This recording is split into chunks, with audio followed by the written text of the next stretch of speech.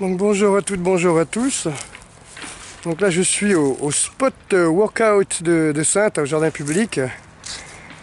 Quelqu'un est venu à Saintes l'autre jour et m'a demandé où était le spot pour faire des tractions, le spot push-pull je l'appelle, pour les tractions et les dips. Voilà, donc je vais m'asseoir. Je vous laisse voir la structure. Donc c'est assez intéressant. Évidemment, c'est pas aujourd'hui que je ferai quelque chose avec la crève que j'ai. D'ailleurs, je viens de la poste, je comprends pas les mecs, ils doivent foutre le chauffage à 30 là. Bon, c'est vrai qu'avant il y avait des Martiniquais qui travaillaient là, mais merde quoi, je veux dire, on crève quoi, je veux dire, c'est pas humain quoi. Quand on sort, là j'étais en transpiration et je me suis dit je vais me refaire une deuxième crève. C'est pas bon ça. Chauffer autant l'hiver. Imaginez-vous les gens qui, comme moi, qui marchent comme ça, donc qui montent en température et qui après se retrouvent dans des magasins comme ça. Mais voilà, j'étais chez Leclerc, c'est pareil. J'ai beaucoup trop chaud. Alors tout d'abord, je vais remercier ceux qui m'ont fait des petits cadeaux. Donc Christophe pour les chaussettes. Alors là, c'est vraiment très bien, très intelligent. C'est des super chaussettes. Alors j'en ai jamais vu d'aussi chaudes. Donc ça va me servir pour ma formation en Russie. Donc parce que là-bas, on attend moins 10, donc on va bien voir ce que ça va donner. Et Nicolas pour le livre de Papacito, La Carnet de guerre. Alors c'est un livre que je lis un chapitre à peu près ou un demi-chapitre tous les soirs avant de me coucher, enfin avant de m'endormir, parce que je le lis au lit. Et je fais pas de cauchemar, donc moi ça me prouve bien que Papacito il est pas si mauvais que ça. C'est pas vraiment un hater, c'est pas vraiment un haineux. J'ai l'impression que c'est un haineux de façade, c'est-à-dire c'est un bon comédien, quoi. C'est quelqu'un qui est pas mauvais au fond de lui, quoi. Bon, après on me dit oui, il est pro-sioniste, il est raciste, il est tout ce qu'on veut. Bon, je connais pas le personnage, enfin je connais pas le bonhomme, juste le personnage comme ça. D'après son écrit, c'est un livre que voilà, c'est à peu près dans le style que j'aurais pu l'écrire, très acerbe. Moi je me retiens, mais lui il se retient pas.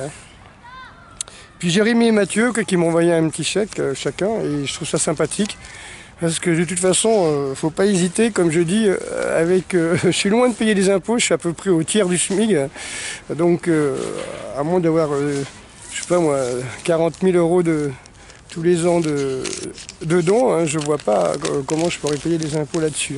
Donc ne vous inquiétez pas, je déclare les dons quand j'en ai. Parce que ça ne change rien de toute façon. Donc je vais vous parler des gilets jaunes et un petit peu le traitement médiatique parce que je suis un petit peu complètement époustouflé. Vraiment époustouflé quand on voit que c'est dans 22 pays. Dans 22 pays, vous avez les gilets jaunes et la presse n'en parle pas. La presse essaye de minimiser, et pas que minimiser. Elle essaye de salir constamment. Je regardais, les gilets jaunes, je regardais une interview l'autre jour et j'étais sur le cul. Parce que je sais pas si c'était BFM ou un autre, mais quand on nous dit force est à la loi, vous comprenez, la police fait ce qu'elle doit, etc. Et il n'y a pas un moment où les 15 éborgnés blessés avec main arrachée ou coma, tout ça, vont passer à la télévision, comme ça, sur un plateau. Il n'y a pas un moment où on va mettre toutes les victimes et dire ça suffit de jouer au papon là quand il a fait ouvrir le feu, je crois que c'est en 63, un truc comme ça là, sur le pont de Neuilly là, pendant la guerre d'Algérie, enfin c'était la guerre, ça n'a jamais été reconnu comme étant une guerre. Donc le mouvement des Gilets jaunes est hyper populaire dans beaucoup de pays, surtout aux USA. Et il y a quelques années au Brésil, donc pendant presque un an et demi je crois, les Gilets jaunes ont tourné autour du gouvernement pour faire démissionner une femme qui était corrompue, qui détournait de l'argent, et ça s'est bien passé, c'était pacifique, et elle s'est barrée là. Donc je vois pas pourquoi nous ça marche pas. Pourquoi ce qu'ils ont fait au Brésil, ce qu'ils ont fait en Islande, ça marcherait pas chez nous? Parce qu'on se bat contre une marionnette qui de toute façon prend aucune décision.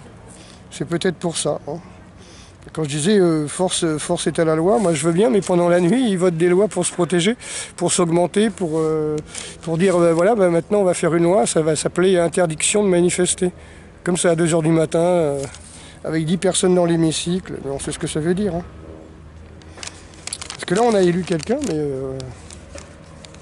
voilà, à Saintes, ils avaient fait un truc comme ça, je sais pas comment ça s'appelle, une espèce d'accord entre la mairie et les associations. C'était la mode à l'époque. Hein. Moi, je l'avais montré à un avocat qui m'ont dit, mais c'est n'importe quoi. C'est-à-dire qu'en fin de compte, il y avait marqué comme contrat, sur le contrat, que on signait, en tant qu'association, on signait. Alors, on avait des devoirs envers la mairie avait des devoirs envers nous. Mais en fin de compte, que ce contrat, il évoluait au fil du temps. C'est-à-dire on signait, mais on ne savait pas ce qu'on signait, quoi. C'est-à-dire que ça pouvait changer, les articles pouvaient changer au fur et à mesure des années. J'ai jamais vu ça. J'ai jamais vu ça nulle part. On vous signe un contrat, mais vous ne savez pas ce qu'il y a dedans. Et on vous dit, voilà, vous signez ça, mais demain ça peut être différent. On va changer sur 10 articles, 2 articles par an, et dans 5 ans, c'est un nouveau contrat que vous ne connaissiez pas, que vous avez signé. Bon, enfin bref. Voilà, et puis alors toute cette haine que je vois des hommes d'État ou des anciens ministres. Hein. Alors quand on parle du gilet jaune, j'ai vu les journalistes par exemple, ou les ministres, en tout cas les gens du gouvernement, on commence toujours par qu'est-ce qu'on va faire de tous ces terroristes, ou alors les journalistes qui interrogent des hommes politiques commencent aussi comme ça. Qu'est-ce qu'on fait de tous ces putschistes? C'est dingue. Hein. C'est un petit peu comme quand on veut tuer quelqu'un, il faut le déshumaniser. Vous voyez, on disait le Boche, on disait Charlie, on disait l'arabe. On disait pas c'était tel peuple ou un truc comme ça. Quoique. Mais c'était toujours le déshumaniser au maximum pour en faire un ennemi. Quoi. Donc terroriste, putschiste, comme l'autre qui a dit il faut éradiquer cette saloperie. En parlant des gilets jaunes, quoi. Il faut l'armée a ce qu'il faut pour qu'ils utilisent leurs armes une fois pour toutes. Il faut éradiquer cette saloperie. Et il a été ministre. Hein. Il a été ministre de l'éducation en plus. T'imagines un petit peu. Quoi. Je pense qu'ils se chient dessus, tous ces gens-là. Ils ont vraiment peur qu'on leur demande de rendre le fric qu'ils ont détourné. Je pense qu'il y aura un tribunal populaire et ils le savent. Je pense qu'ils savent qu'il va y avoir un tribunal populaire à la 6ème République et que ces gens-là vont être jugés. Alors, et puis c'est surtout un petit peu le principe de, toujours pareil, en interrogeant ces hommes politiques, le journaliste, comme ça, les droit dans les yeux, il lui dit, alors, où en êtes-vous? Que pensez-vous de l'islam? Êtes-vous toujours Charlie? Vous voyez un petit peu le principe, quoi. Donc, et toute l'interview était sur ce ton-là, quoi. C'est-à-dire, qu'est-ce qu'on fait de tous les putschistes, qu'est-ce qu'on fait de tous ces violents, de tous ces haineux dans la rue, tous ces casseurs. Et à un moment, il lui dit, que pensez-vous de l'islam? Êtes-vous Charlie? Êtes-vous toujours Charlie? Waouh! Islam égale terroriste, égale mort, égale... vous voyez, c'est un truc énorme, quoi, qui m'ont fait bondir. Hein.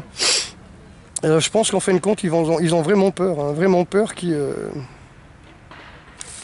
vraiment peur qu'on leur demande des comptes. On parle toujours du boxeur qui a cogné.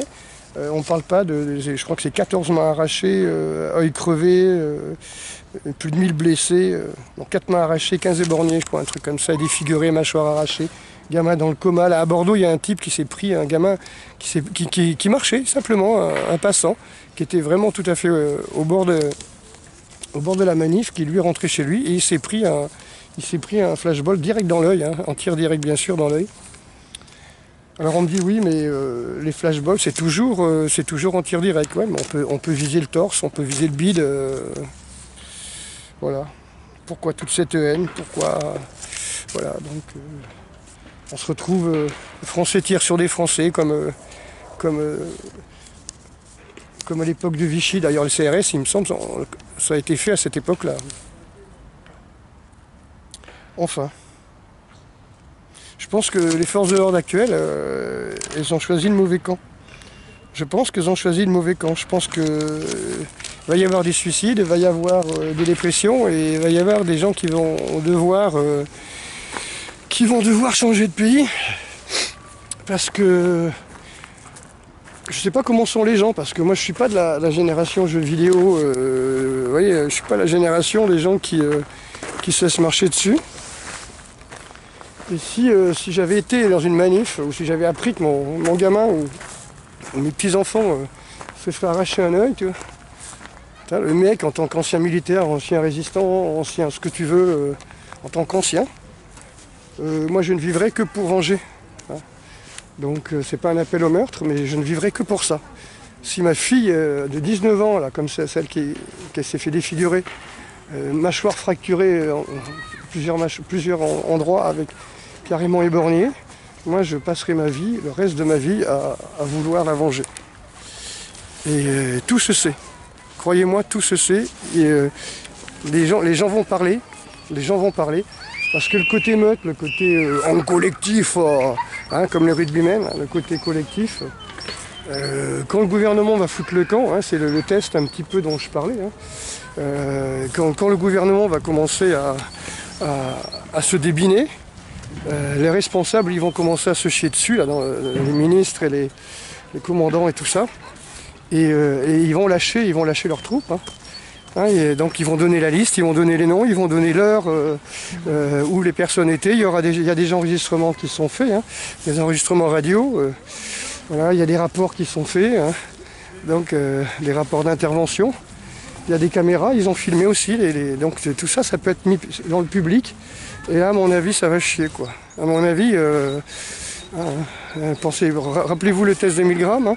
Les tortionnaires, quand ils voient les autorités qui se débinent, ils commencent à parler, ils commencent à remettre en question l'autorité et à ne plus obéir. Et à mon avis, ce qui se passera, c'est ça, quoi.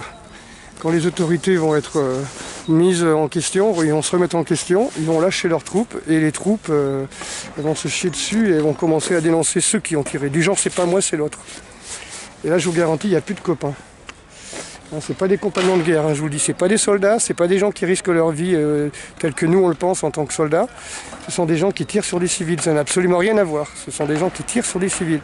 Ce sont des policiers, c'est-à-dire des civils armés qui tirent sur des civils non armés. C'est pas des gens qui vont à la guerre. C'est pas des gens qui sont prêts à mourir pour leur pays. C'est ce que je veux dire. C'est pas des gens qui ont donné leur vie pour sauver leur pays. C'est des gens qui tirent sur des civils. Je le répète. Ce n'est pas la même chose. À bientôt.